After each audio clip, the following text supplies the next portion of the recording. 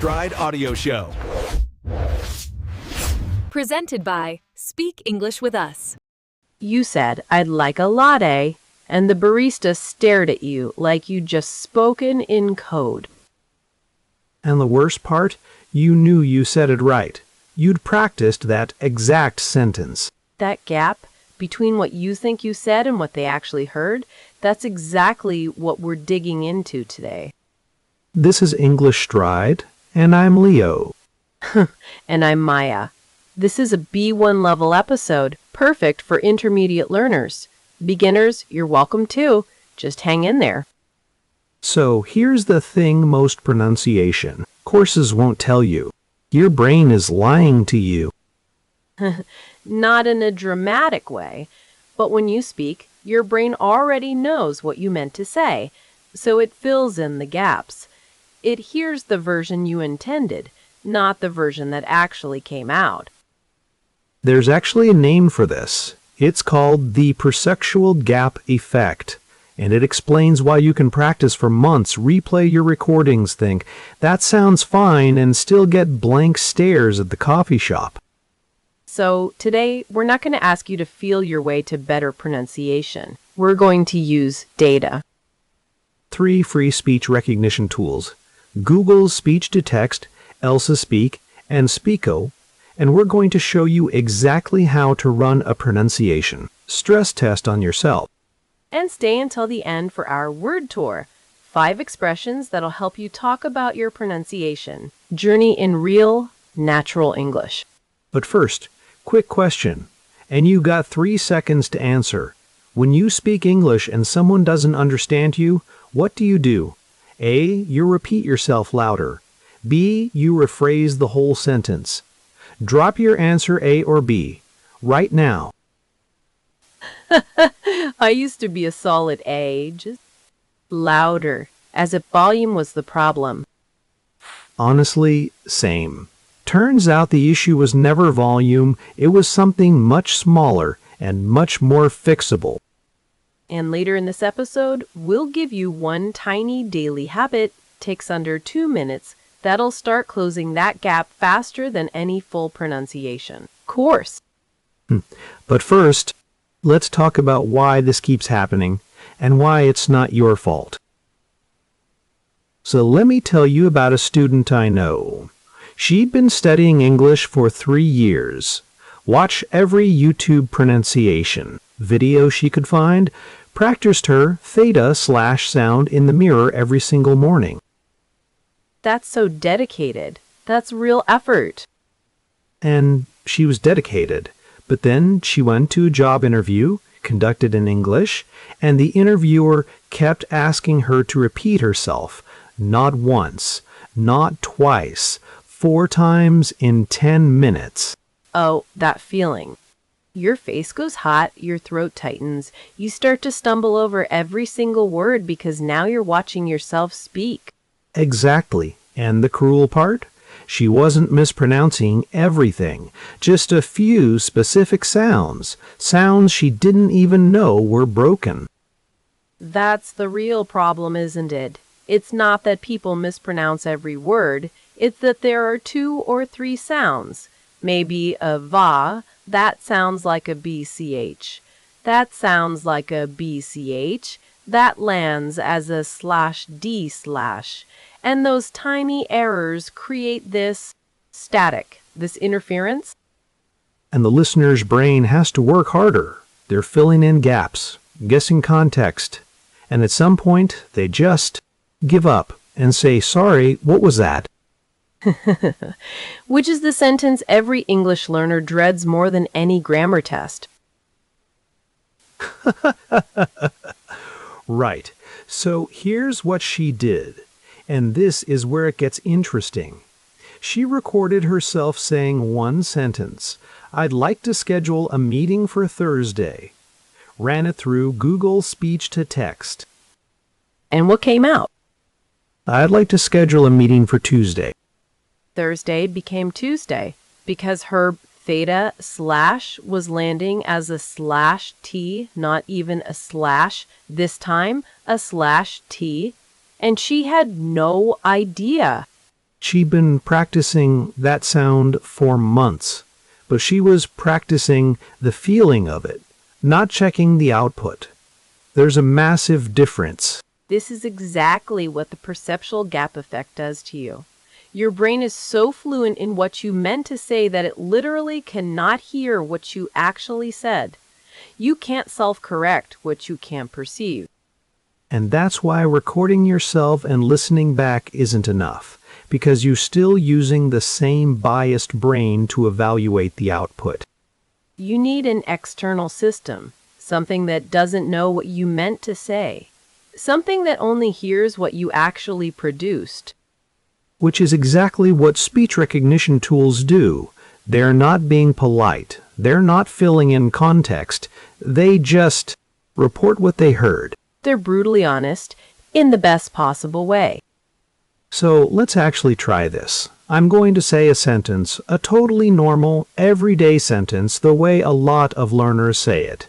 Maya, you tell me what you hear. Oh, this is a role play. Okay, I'm ready. I think we should discuss this further at the next meeting. Hold on, stop right there. Already? 2 things. First, you mumbled discuss. The slosh cluster at the end just disappeared. It came out like discuss. And second, your intonation dropped completely flat at next meeting. It sounded like you were reading a grocery list, not making a point in a meeting. Wow, and I thought that sounded pretty natural. That's the gap right there. So here are 2 ways a native speaker would actually say that. Option 1, stress the key word. I think we should discuss this further at the next meeting. You're landing on the important words. Option 2, use a slight rise before the final phrase. I think we should discuss this further. At the next meeting, that tiny upward curve signals you're inviting a response. Okay, I think we should discuss this further at the next meeting. So much better. You can actually get your point across now. The listener knows exactly where to focus. And that's the thing. It's not about being perfect. It's about removing the friction, reducing the static so the other person doesn't have to work so hard to understand you. And when you fine-tune just those 2 or 3 specific sounds, not your entire accent, just the ones causing interference, everything shifts. People stop asking you to repeat yourself. Conversations start flowing. And by the way, there's a phrase for that moment when you realize your brain has been covering for your mouth this whole time. We'll break it down in the word tour later. But it involves the word stumble over. Keep that in your back pocket.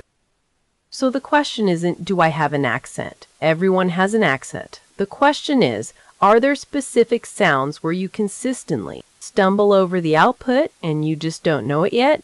That's what we're going to fix in Act 3. 3 tools, 2 steps, 0 guesswork. Okay, so let's talk tools, because this is where it gets practical. Step 1. Pick one sentence, one high-frequency sentence you actually use. Something like, could you send me the report by Friday? Or, I'd like to make a reservation for 2. Just one sentence, not a paragraph, not a whole conversation, one sentence. Then you say it into Google Speech to Text 3 times. Not once, 3 times. Because sometimes the first attempt is a fluke. You want to see the pattern. And if the tool consistently misreads the same word, that's your target. That's your real blind spot. Not the word you think you're mispronouncing, the one the data keeps flagging. Step 2. You don't repractice the whole sentence. You isolate that one word. Say it 10 times, slowly, then at normal speed. Then put it back in the sentence. That's the fine-tune approach. Small, targeted, surgical, not let me redo my entire accent from scratch. Which, by the way, nobody has time for. Nobody. But here's where I want to push back a little, Maya, because I think there's a real question here that learners are probably asking right now. Oh, go ahead. Isn't this whole approach a bit mechanical, Like you're training yourself to pass a speech recognition test, but speech recognition tools aren't human. They don't process language the way a real person does. What if you get really good at being understood by a machine and you still stumble over real conversations with actual people? That's a fair challenge, but I think it's based on a misunderstanding of what the tool is actually doing. Speech recognition isn't grading you on a rubric. It's doing exactly what a human ear does. It's parsing phonemes, stress patterns, and intonation. If a machine consistently mishears your theta as a /d, a human is going to have the same problem. The acoustic signal is the same. But humans use context. If I say I'm going to the beach on Thursday and I mispronounce Thursday, a human fills in the gap from context. A machine might not. Right. And that's actually the problem you're describing, not the solution. If you're relying on context to carry your mispronounced words, you're not really getting your point across. You're hoping the listener does the work for you. That's not communication. That's guessing. Okay, that's a strong point. But what about natural speech? Real conversations are messy. People mumble, they trail off, they talk over each other. If you train yourself on clean, isolated sentences, aren't you just building a very polished version of yourself that only works in ideal conditions? That's actually the most important objection you've raised. And I'll be honest, it's partially valid. If you only practice isolated words in silence, yes, you might freeze the moment someone talks fast or uses slang. That's why step 2 isn't just fix the word in isolation. It's put it back in the sentence, then put the sentence back in real context. So the tool is a diagnostic, not the whole treatment. Exactly. Think of it like a doctor using an X-ray. The X-ray doesn't heal your broken bone, it shows you where the break is. Then you treat the specific location. You don't just wrap your entire body in a cast. That would be a very inefficient recovery plan. Very. So the tools speech-to-text, ELSA Speak, Speeko, they're your X-ray. They show you the exact sounds where you consistently mispronounce, where your intonation drops, where your connected speech breaks down. But I still have one more concern, and this one's about motivation. Because here's what I've seen. When learners start using these tools and they see how many errors come up, they don't get motivated. They get crushed. They think, I've been studying for 2 years and I still can't say Thursday correctly. And they quit. Oh, that's real. That's such a real risk, and I don't want to dismiss it. So how do you prevent the tool from becoming a confidence killer instead of a confidence builder? You reframe what you're measuring. You're not measuring how good your English is. You're measuring how much smaller your gap is getting. Week 1, the tool mishears 4 words in your test sentence. Week 3, it's down to 2. Week 6, it gets the whole sentence right. That's the data you're tracking. The shrinking gap, not the remaining errors.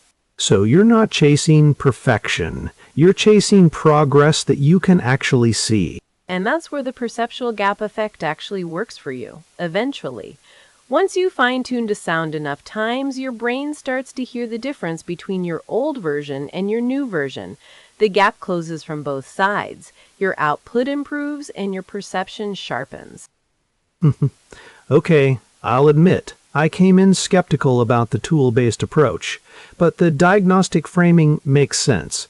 You're not replacing real conversation practice. You're adding a layer of precision that real conversation can't give you on its own. Because real conversation is too polite. Nobody's going to stop you mid-sentence and say, actually, your theta / just became a / again. Except you, apparently. Except me. That's what I'm here for. And if you want to keep improving, if you want to actually close that gap and stop second-guessing every sentence, hit subscribe. because next week we're going deep on connected speech, and that one is going to change how you hear English completely. But first, let's make sure you've got the vocabulary to talk about all of this. Word tour is coming up right after the bridge. Okay, so we've talked about the gap, we've run the role play, we've stress tested the tools. Now it's time for the part I personally look forward to every single episode. Word tour. 5 expressions, and these aren't random. Every single one of them came straight out of the conversation we just had. So if any of them felt familiar, that's not an accident. Let's break them down. So let's go back to that moment in Act 2 when Leo said discuss instead of discuss, instead of perfect example of our first word today, mispronounce. Yes, I mispronounced it beautifully. Thank you for the reminder. To mispronounce something means to say a word incorrectly, in a way that makes it hard for others to understand you. And the sneaky thing about mispronunciation is that it's almost never the whole word. It's one sound, one cluster, one vowel that shifts slightly. Like Thursday becoming Tuesday. She didn't mispronounce the whole sentence, just one phoneme. But that one phoneme changed the meaning completely. Exactly. So when you catch yourself saying something and the other person looks confused, don't panic. Ask yourself, which part did I mispronounce? Not, was my English bad? Just, which sound? Now, mispronounce connects really naturally to our next word, mumble. Because sometimes the issue isn't which sound you're making, it's that nobody can hear it at all. To mumble means to speak quietly and unclearly. So people have to keep asking you to repeat yourself. And this one is so common in learners who are nervous. The volume drops, the mouth barely opens, the consonants disappear. It's like your voice is trying to hide. Exactly. And the fix isn't to shout. It's to open your mouth a little more and land your consonants, especially at the end of words. Discuss, not disca. Project, not project. And when you stop mumbling and start landing those sounds clearly, suddenly you can actually get your point across. Oh, this phrase. This is one of my favorites. To get your point across means to successfully make someone understand what you mean, not just to speak, but to actually land the message. Because you can talk for 5 minutes and still not get your point across if the listener is spending all their energy just trying to decode your sounds. Right. Communication isn't just output. It's reception. Did the message arrive? Did it land? That's what getting your point across really means. And here's the thing. The moment you fix those 1 or 2 sounds where you consistently mispronounce, you stop losing people halfway through your sentence. The message actually arrives. Which brings us to stumble over. We use this one a lot today. To stumble over something means to make mistakes or pause awkwardly when you're saying it, like your mouth trips on the word. I stumble over particularly. Every single time, without fail, my mouth just refuses. We all have those words, the ones where you can feel the stumble coming before it even happens. And what's interesting is the stumble is usually in a very specific place, a consonant cluster, a stress pattern, a transition between sounds. So instead of avoiding the word forever, which honestly is what most people do, you isolate exactly where you stumble over it, and you drill just that part. Which is the whole philosophy behind our last word today, fine-tune.